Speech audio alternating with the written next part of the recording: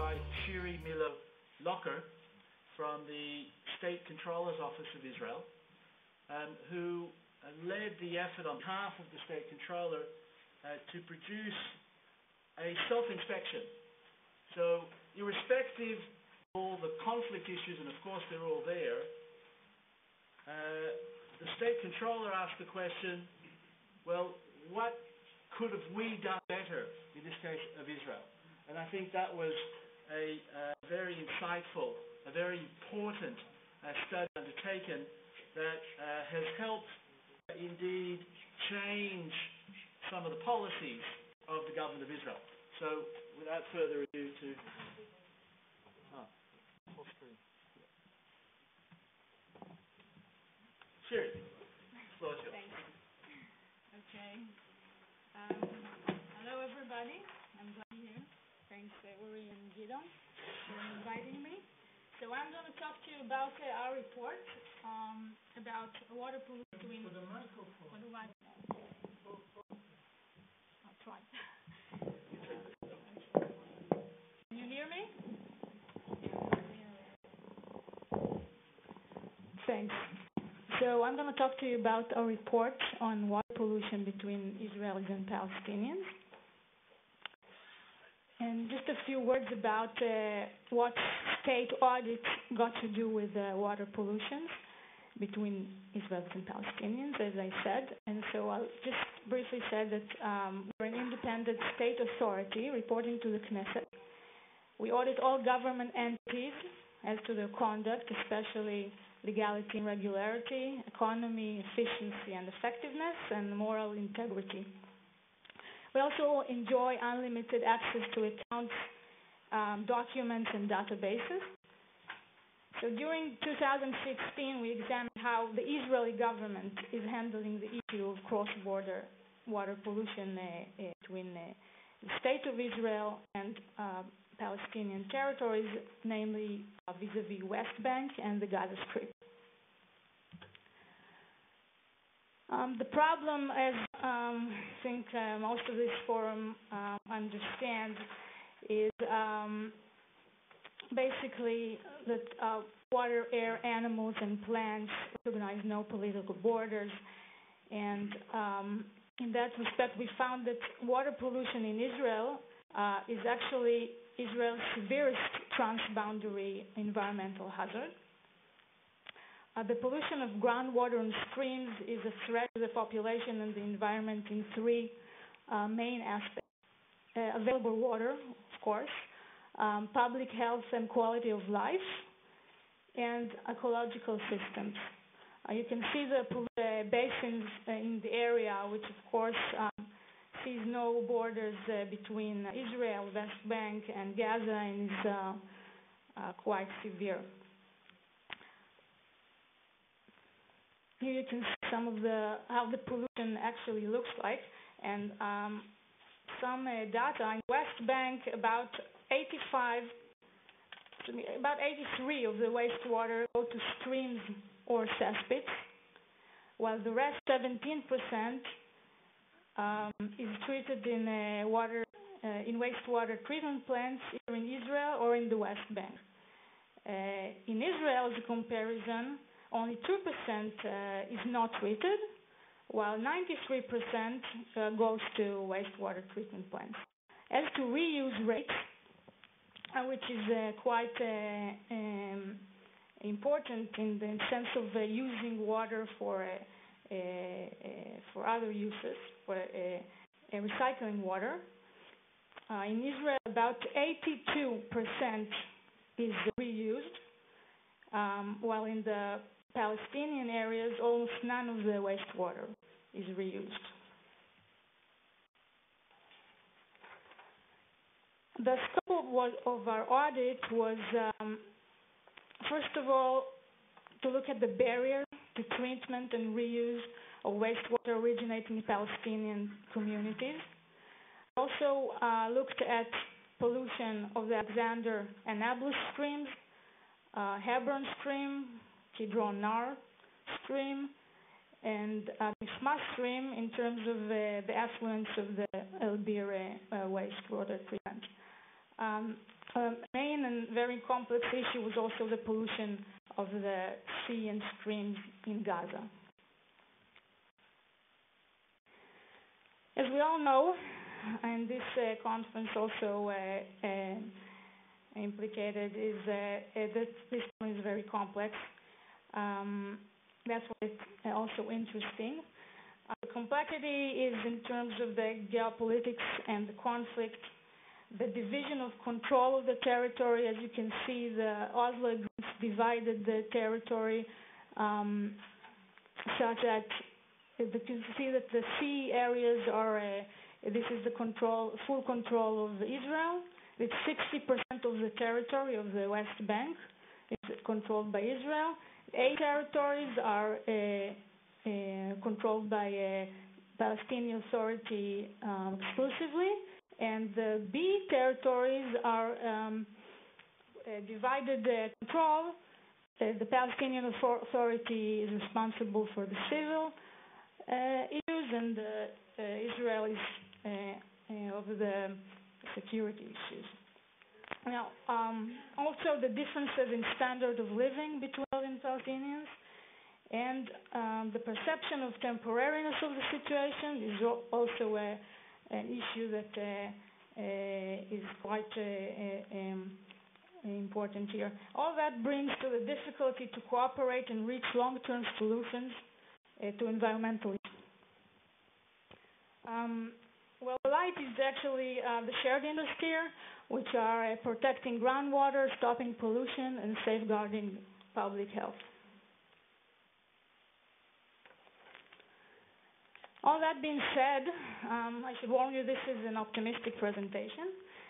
And the good news, as was also discussed here, is that in January 15th, 2017, these two men, Major General Yoav Poli Mordechai and Hussein Al-Sheikh, the Minister of Economic Affairs in the Palestinian Authority, signed an agreement to renew the Joint Water Committee, the JWC, after 6 years of freeze.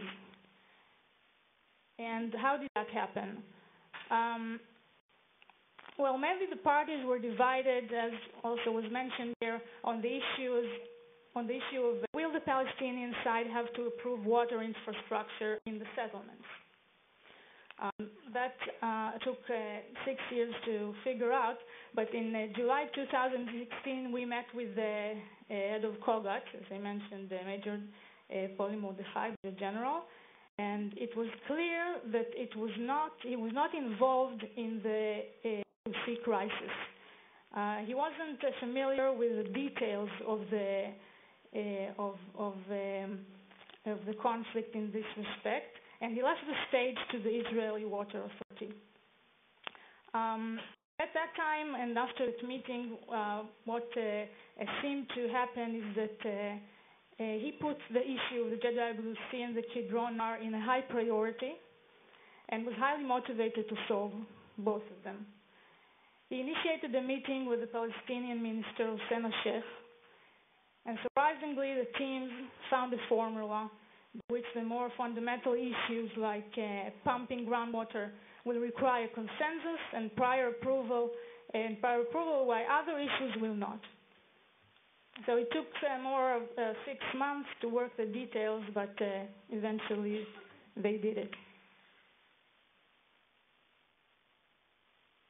The good news too is the Gidon Nar issue, which also I heard the Giora Shacham talk about, and that is after 50 years of raw sewage running in the Gidon Nar stream.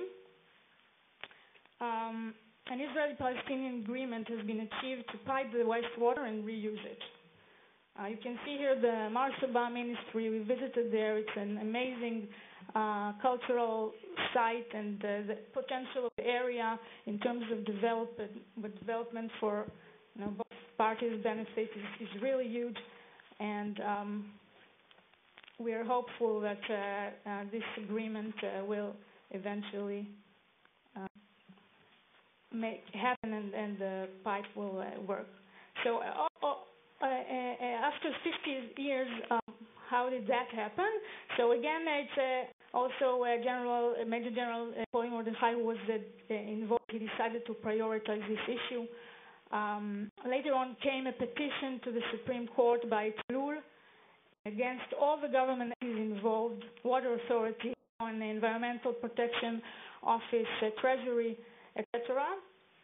Then started our audit, and after the parties started to meet, eventually it was a Palestinian offer as to how to construct a solution adopted by the Israeli side. So, two cases of JWC and Gidon, what made the parties finally close a deal here.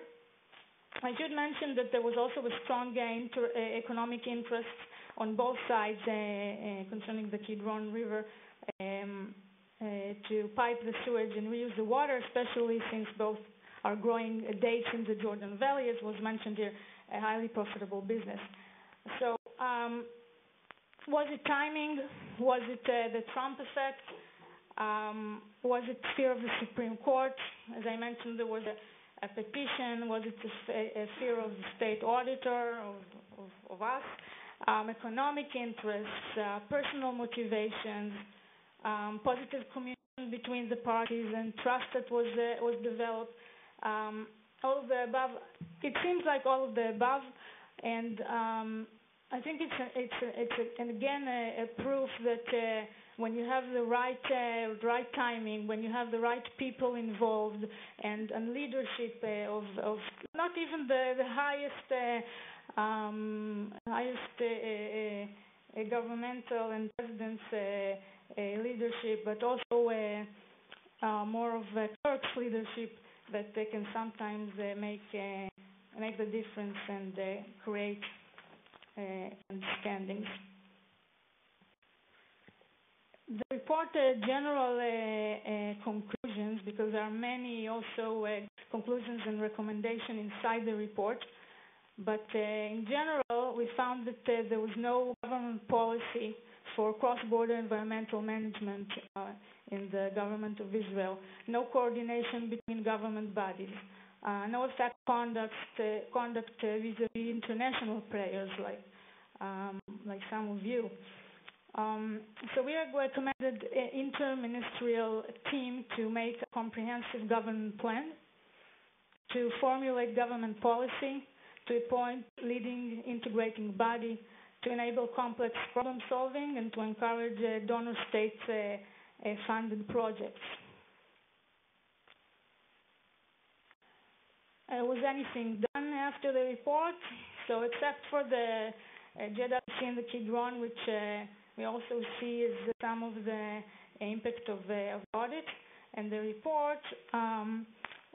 We know that the Environmental Protection Ministry and the ICA, the Israeli Civil Administration, are advancing a decision-maker proposal of the government to better address cross-border environmental hazards in a variety of issues, policy, extra budget, improved coordination between COGAT and other ministries, international organizations, donor states, etc. Improve water and sewage infrastructure and stream restoration. That is also a process still on the way, still haven't finalized, but we hope that will happen and will be a budget to handle this. Eventually, a few words about how can civil society help government, something that we saw in our work, in our audit, and we think civil society can have an enormous impact on government. I think government needs help, like the cooperation we had with EcoPeace and other players. EcoPeace played a very important role also in giving us information, and we saw its impact in different issues like Hebron and Gaza. So I'll say mainly the communication issue is very important to help the communication between Israelis, Palestinians, Jordanians, between the State of Israel and international organizations, between Israel and state and donor countries, between ministries. There are a lot of a lack of communication that is vital here to make things happen. That is something that non-governmental organizations and civil society can do a lot. Also media, very effective, print, digital, social media. All of this is very influential on the government. Legal issues like petitions to Supreme Court is hugely impacting government. Also complaints and partnerships. So government need help, and you are the ones to help. So thank you very much and good luck.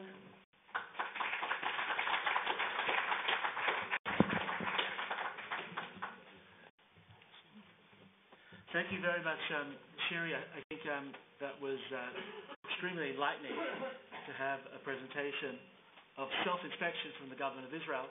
I think it really speaks also to the strength of democracy in the government of Israel, that where the state controller's office remains so powerful and independent.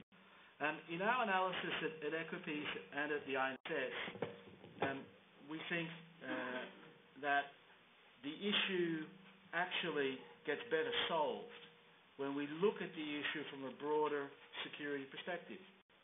And that the involvement, for instance, of Polly Mordechai has been absolutely critical to help solve the issues that we're faced. And for that reason, we've prepared, with the support here of the embassy to Israel and the German government, of on Israeli water diplomacy and national security issues. Because we think that from that experience that we've seen in these recent years, when we elevate the understanding that we mustn't only look at the issue from a narrow environmental perspective or a narrow humanitarian perspective or from a narrow military perspective, but when we look to the issue from a broader human security perspective, we're able to bring the right players around the table.